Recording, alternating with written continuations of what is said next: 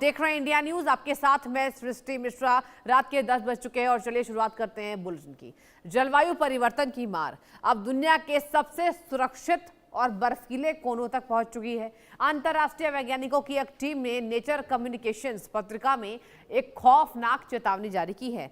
Sweden, America, Switzerland, Norway के शोधकर्ताओं ने आधुनिक डीप लर्निंग और 3 डायमेंशनल आइस फ्लो मॉडल की मदद से ग्रीनलैंड और अंटार्कटिका की मुख्य बर्फ की चादरों को छोड़कर पूरी दुनिया के ग्लेशियर्स के नीचे धरातल का विस्तृत नक्शा तैयार कर दिया है। अब इस वैश्विक अध्ययन में यह सामने आया है कि जैसे जैसे तापमान बढ़ेगा बर्फ वैसे वैसे पीछे हटेगी, वैसे वैसे धरती की सतह पर 56,659 नई झीलें आकार ले लेंगी। ये झीलें उन प्राकृतिक गड्ढों और घाटियों में बनेंगी जो इस समय ग्लेशियर्स के नीचे दबी हुई है। अनुमान तो यह भी है कि झीलें लगभग 40,647 वर्ग किलोमीटर के क्षेत्र में फैल जाएंगी और इनमें से 3,138 घन किलोमीटर तक पानी जमा हो सकता है। यह पानी की इतनी विशाल मात्रा है जो समुद्र के जलस्तर से 7 मिलीमीटर तक की वृद्धि करने के लिए पर्याप्त है। इस पूरी रिपोर्ट में सबसे ज्यादा डरावनी तस्वीर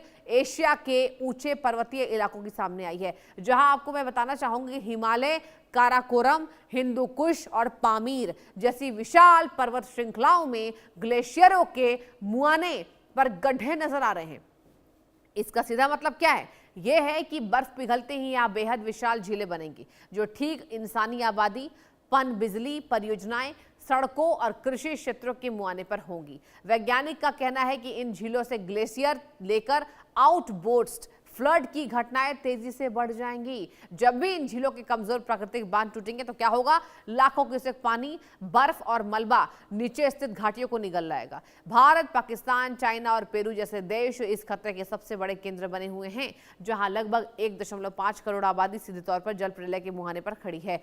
समय रहते अगर इन संभावित झीलों की मॉनिटरिंग और सुरक्षा तंत्र मजबूत नहीं किए गए तो आने वाले दशकों में पहाड़ी क्षेत्र अपूरणीय क्षति का सामना करेंगे। यानी कि जिस तरीके से ग्लेशियर्स की हमने बात की, अंटार्कटिका में क्या चल रहा है उसको भी हमने आपको तस्वीरें के जरिए यहाँ पे साझा करने की कोशिश की।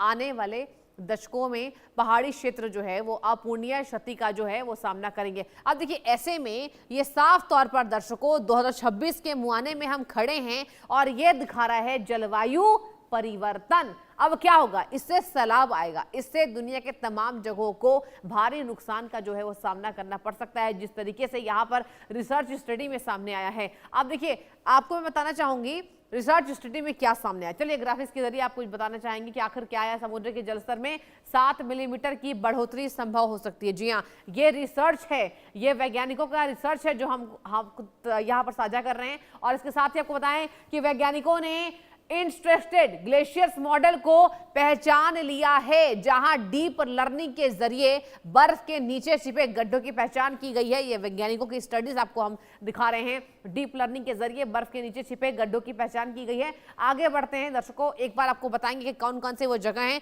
जहां इसका जोखिम जो है वो पाया जा रहा है और अब तक इसका रिसर्च पूरा हो चुका है। हिमालय, काराकोरम, हिंदू कुश, पामीर में ये जोखिम है। ये ध्यान से देखिए इन तमाम जगहों को जो हमने आपको बताया, हिमालय में, काराकोरम में, हिंदू कुश में, पामीर में। तिएन शान जिसे पहाड़ी क्षेत्रों में सबसे ज्यादा गहरा इसका जोखिम बना हुआ है और ये शोधकर्ताओं का यहाँ पर परिणाम है जो आपको हम बता रहे ताकि आप समझिए कि आगे आने वाले समय में कितना भारी संकट हो सकता है।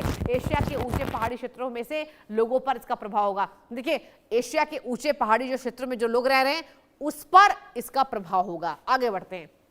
1.5 करोड़ लोग सीधे तौर पर प्रभावित इससे हो सकते हैं, यानी कि 1.5 करोड़ जो लोग हैं वो सीधे इससे तबाह होते नजर आ सकते हैं। एक और ग्राफिक्स के जरिए आपको बताएंगे तबाही का खतरा क्यों है। देखिए, अब इस पर हम आना चाहेंगे। अचानक भयंकर जल प्रलय और मलबे का बहाव है। जी हाँ, तबाही का खतरा क्यों बढ़ रहा है? जलवायु परिवर्तन में क्या क्या तमाम परिणाम जो है वो सामने आ रहे हैं।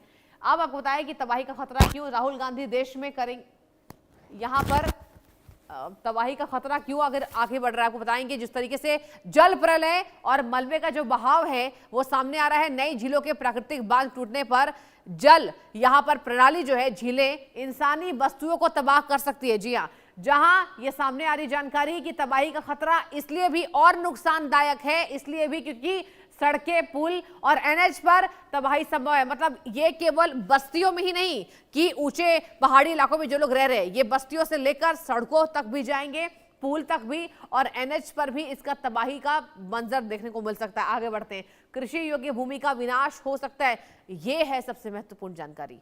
कृषि योग्य भूमि दर्शकों जितनी है, उसका विनाश जो है वो संभव हो सकता है। ये खतरनाक बात है, जहां निचले ढलानों पर पानी का भारी दबाव संभव है। हमने आपको क्या बताया? सबसे पहले हमने आपको बताया कि 7 मिलीमीटर का जो जल स्तर है समुद्र का, वो बढ़ गया है। उससे क्या हुआ? उससे ये तमाम नुकसान की जो घड़ियां हैं ये सामने आ सकती है। ज्यादा मात्रा में पानी से तबाही का पैमाना जो है वो बड़ा होगा। जाहिर सी बात है, यहाँ पर भूस्खलन का खतरा होगा, कई गुना इसका खतरा बढ़ सकता है। ग्लेशियर्स खत्म होने के कगार पर, आप सोचिए, वैज्ञानिकों ने शोध किया है। कितना बड़ा ये नुकसान यहाँ पर पूरी दुनिया में मंडरा रहा है। भारत, पाकिस्तान, चीन और पेरू में खतरा ज्यादा है। देखिए, इंडिया में इसका खतरा है, पाकिस्तान में है, पेरू में है, चाइना में। अनिश्चित मौसम चक्र, नई झीलें जल्दी भर सकती हैं। जी हाँ, ये जो अनिश्चितता है, क्योंकि देखिए इसमें कोई निश्चित समय की प्रणाली नहीं है। इसमें कहा जा रहा है कि अनिश्चित की वजह से यहाँ पर नई झीलें भर सकती है और भूस्खलन का खतरा कई गुना बढ़ सकता है।